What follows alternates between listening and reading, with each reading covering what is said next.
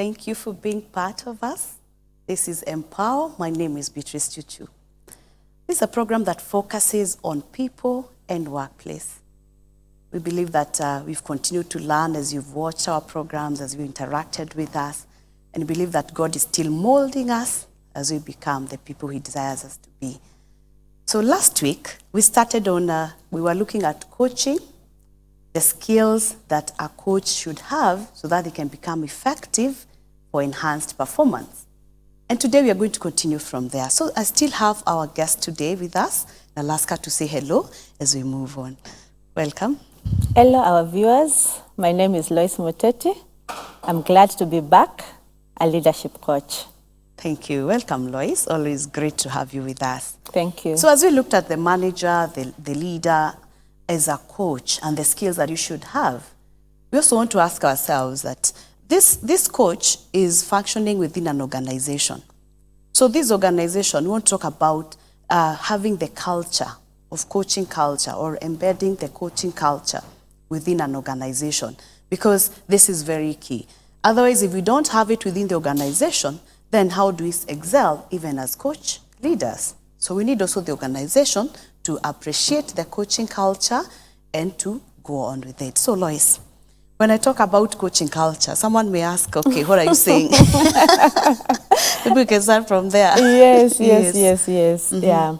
When we talk about a coaching culture, based on our previous conversation, we are talking about a culture, a way of doing things in the organization that is going to be continuously helping the employees to be inspired and motivated to perform at the very high levels. So we're talking about peak performance. We're talking about that openness to learning. We're talking about learning from failure and in making improvement. So it's a cycle of continuous improvement at the workplace. Within the whole organization. And when you talk about an organization, I've seen in most cases, for example, you may say coaching may fall within, let's say maybe the HR department, for example, be the where it sits. But this coaching, for it to excel within this business, then need to be appreciated by everyone, including the highest authority within the organization. So that culture to thrive.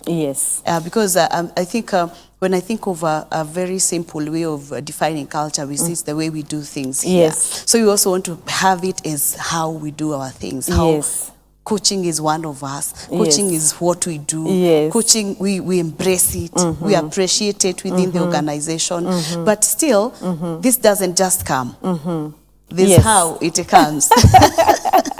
And I think that is what we need to look at today. How do we embed this coaching culture within the organization for great performance? And you've rightly put it, Beatrice. The first step is to have all the employees in the organization, starting from the very high level to the bottom, to the lowest level.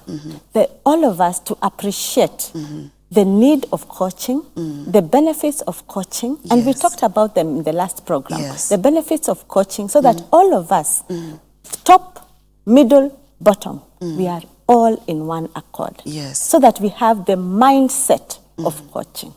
So that's what we call the coaching mindset, that all of us know the benefits of coaching and we are working and striving towards coaching. Maybe something comes to my mind, when you talk about all employees or everybody within the business appreciating coaching, I'm thinking as a manager, can I also be required to be coached, or I have to coach the other employees? Yes. You see, in the organizations, we've got the different levels of management. So I'll talk about it later as we go through this conversation. But first of all, is to everybody to appreciate that need, that there is need for coaching. Just that. Just to appreciate it. Just to appreciate that. There's need for coaching because coaching produces this kind of benefits. So with that in mind, that mindset makes the employee to be it's easy for them to implement it because already they have appreciated it. There is a buy-in from the employees. And remember, also the management must have the buy-in of the senior most, maybe the board.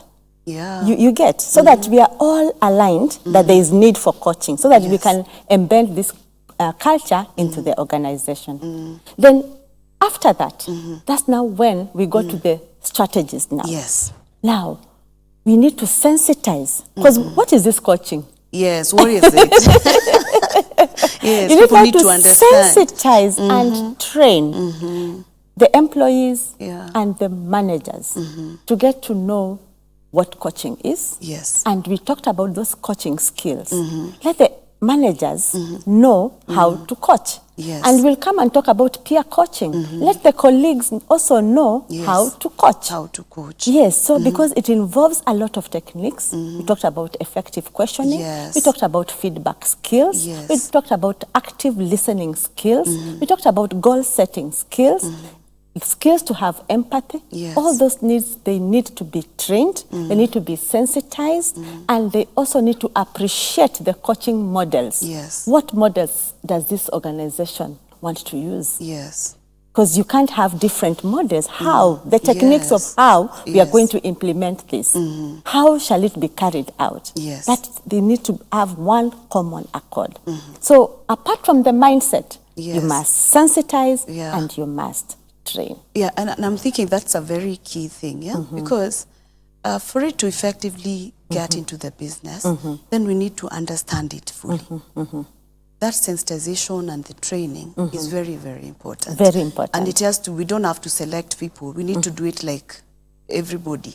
You can have different, you can have, you can have an overall for everyone in the organization. To get to understand yes, it. to just to understand. That's now the sensitization. Yes. But now once you have agreed these are the coaches, yes, then you prepare a training program for them. And you can have even have outsourced coaches who are going to help all of us, even your managers. Even your managers, yes, you're right. Yes. Yeah, you don't have just to be internal, can also be external. And that's a key point, because I remember, I just imagine sometimes when you're dealing with senior teams, they may feel better coached by external people. External, yes. As opposed to internal people. Yeah, exactly. Because some of them feel, okay, now this is an area of improvement. Yes. I don't want the other manager to know. Yes. Or it may not become very, very effective. Exactly. But if you're dealing with an external coach, it can also work. Yes. Because now, and this external coach is tasked to ensure this thing happens by the organization. That's why we have executive coaches. Yeah, that is why we have. Executive coaching now helps that senior management team. Yes. Yes. Yeah, because it's good to respect that, and I think to appreciate that those levels are different within the organization, and sometimes we may have to require external help.